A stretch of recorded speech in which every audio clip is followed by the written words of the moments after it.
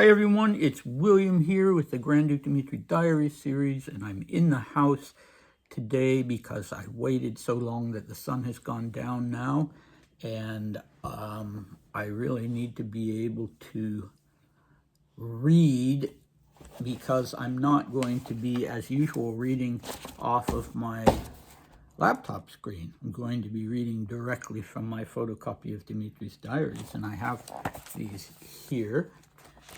This is one big section of the diaries that's Dmitri's sort of spiritual journey that he's describing. These are from 1917, and I want to show you something, which is, if you look at the thumbnail picture, I think I'll use one of these as the thumbnail, and you see that's Dmitri's writing, that very distinctive leftward slanting writing, and I have written in pencil exactly what his words are so that I can read them, because it's easier for me to read my own handwriting quickly than to read his. And so I thought today, before we launch back into another series of diary entries or letters, that we would take a look at these. I should say first that for our recap, we finished up last time with the letter to Nicholas II that Dmitri wrote from Palermo on 19th March 1914, and he was really wanting to sit down and have a man-to-man talk with Nicholas. There had been some turmoil in his life, and his own father, he didn't feel like his own father was interested in doing that with him. And so, yeah, that's where that letter ended. And yeah, so now we're a few years later, and setting the scene, of course, what had happened in that he was responding to in late 1917 and early 1918 was not the February Revolution and the takeover by the provisional government, which in some ways was actually advantageous for Dmitri, or could have been, because of what had happened with the Rasputin assassination. But the Bolshevik Revolution, which was the October Revolution, which just, both people inside and even people outside the country were terrified by what had happened, didn't know what to expect, knew that the Bolsheviks were radicals and extremists, unlike the Mensheviks and socialists of the provisional government.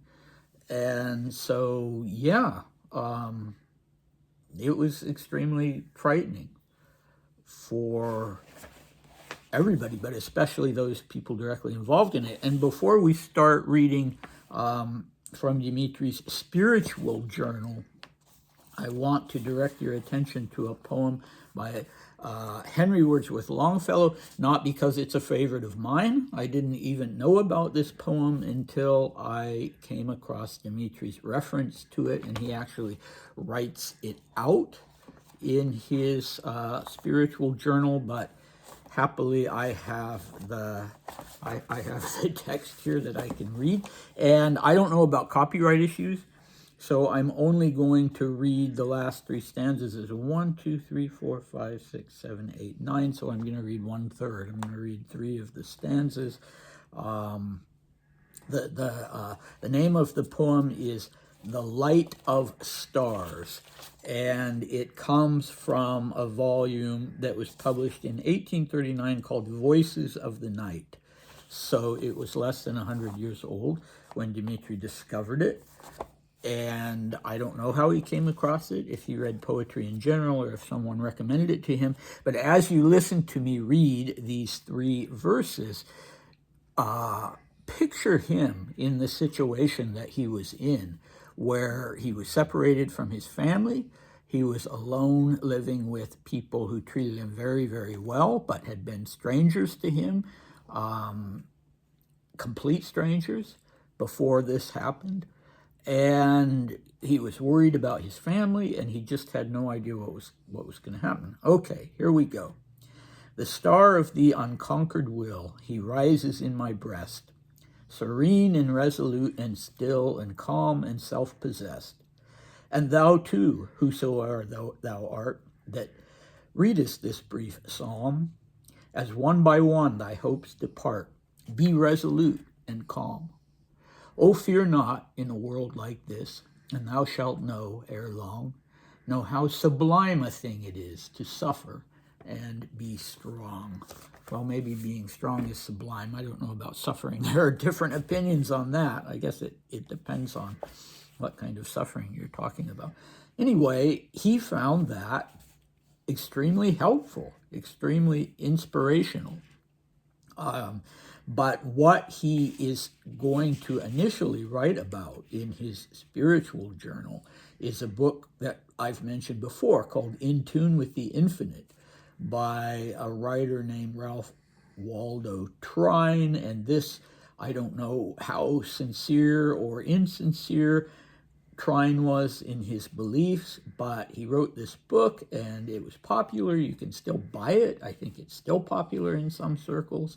And the book, Dmitri somehow came across it and read it and was hugely inspired by it. It belonged to a sort of group of esoteric writings that were very popular at that time called New Thought, which later would be called The Power of Positive Thinking, and in a more broad designation,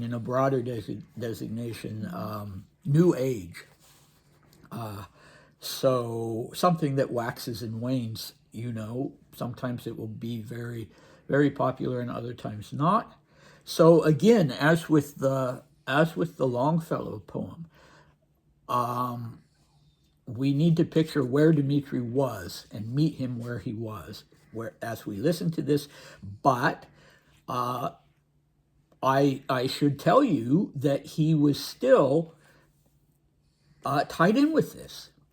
When he first arrived at Schatzalp and he writes this letter to his sister, he is again talking about mysticism.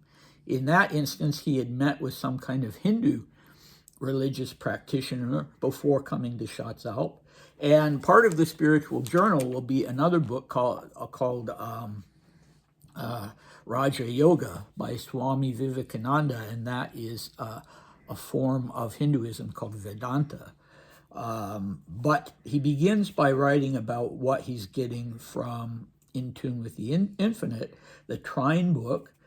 When he quotes it verbatim, he puts it in quotation marks. I've read the book myself a couple of times. It's not something that I believe in, but because I want to understand Dmitri, I've read it. I'm not endorsing this, and I'm not saying that Dmitri believed it all the time, but especially at times of crisis in his life, he believed it very strongly or wanted to. So I'm going to try to read this without much light. And here we go. The word heaven means harmony. He does a lot of underlining too. So you can see here already in the first paragraph, all these things are underlined. So I can't really stop and tell you what he has underlined. And I should also say that I'm going to try and read it as he writes it. And he does a pretty good job. But his English is a little quaint here and there. And he misspells just about everything that a person can misspell, but I won't stop and say, oh, he didn't spell that word. Okay, here we go. The word heaven means harmony. The word hell is from an Old English word, hell, meaning to build a wall around, to separate, to be held was to be cut off from.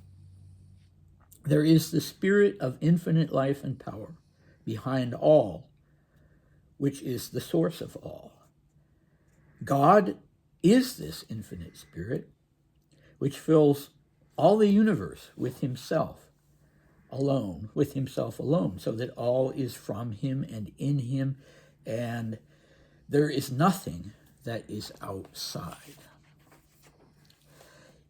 In the degree that man opens himself to this divine inflow, does he approach to God. The great central fate in human life, in yours and in mine, is the coming into a conscious realization of our oneness with the infinite life and the opening of ourselves fully to this divine inflow. In the degree that we open ourselves to the divine inflow, are we changed from men, from mere men, into God men, so God-men. There is the soul life direct from God.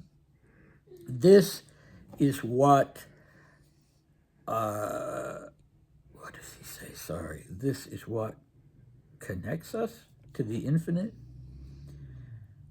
Let's see. There is the physical life. This is what relates us to the... Oh, I'm going to have to stop, aren't I? Let's see. This is what relates us to the material universe about us.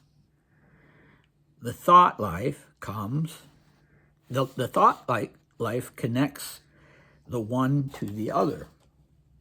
Thought is a vital living force, the most vital, subtle, and irresistible force there is in the universe. Thought has form, quality, and substance, and power. Everything in the material universe about us has its origins in thought. The very universe in which we live is the result of thought. Energies, and then he puts a dash, energies of God. So thought energies of God. This infinite spirit that is okay, don't worry, I'm going to stop. That is something of all, that is back of all. Okay. And if it is true that we in our true selves are in essence the same, and that this, and in this sense as one with the life of this infinite spirit, do we not then see that in the sense that we come into a vital realization of this stupendous fact, or through the operation of our internal spiritual thought forces, have in like sense creative power? We are continually attracting to us from both the seen and the unseen side of life forces and conditions most akin to those of our own thoughts. Okay. This, what is continually operating, whether we are conscious of it or not. Okay, I think he's kind of excited as he's writing these words, because he's skipping words, as one does when one's rushing to get things down on paper. And I won't read anymore, because of course you can tell I can't actually do it because of the absence of light. But we should, of course, talk a little bit about the practical applications of this. And you see that very clearly in his diaries of 1917, 1918, that, he'll talk about being unable to sleep because he's so worried and anxious and pacing the floor all night and that sort of thing. And he'll mention those things in his diaries, but he very quickly then will say, but I believe that everything will work out. I believe that everything will be all right. And so, he's slipping into a pessimistic, understandably pessimistic description, and then he catches himself and thinks, if I think these things and write them down, then that's what's going to happen. So, it is to a high degree magical thinking. Even if this was true, certainly one person could not turn the tide of events. There would have to be more people thinking about Russia returning to its pre-Bolshevik state than people thinking, yes, hooray for the revolution. But anyway, so it's a dangerous philosophy in that sense. I hope I'm not offending anyone who is on board with this philosophy, with the power of positive thinking. I'm sure there's a grain of truth. I'm sure that, you know, if you think positively, then that's better. But if that means repressing things, then it certainly isn't better. Anyway, how does this relate to Dmitri's orthodoxy? That's a really interesting question. It really doesn't. I mean, orthodoxy has probably, I would say, more than any other Christian confession, has mysticism very close to the surface. And ideas like panentheism and things like that. But this isn't really mysticism. This is a more of an American kind of way of looking at things, you know. Optimism and what we set out to accomplish, we will accomplish. And yeah, I would say it's, without having done any research, I would say it's pretty strongly tied into sort of the American psychology and point of view when Americans are feeling optimistic, that is. So it is a departure from orthodoxy, very definitely.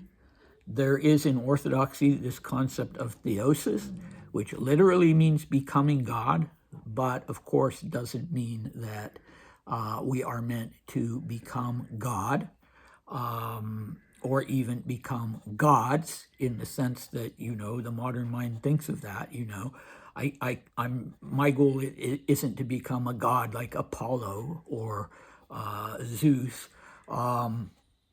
Theosis means coming in closer and closer and closer communion with God. And insofar as this is talking about, you know, coming into communion with the infinite spirit, and that being the term used for God, then it's not incompatible, but this idea of manipulating things is very, very incompatible with Orthodox theology. And that would always be a tension in Dmitri's life, because he had these mystical leanings, but he didn't necessarily root his mysticism in Orthodoxy.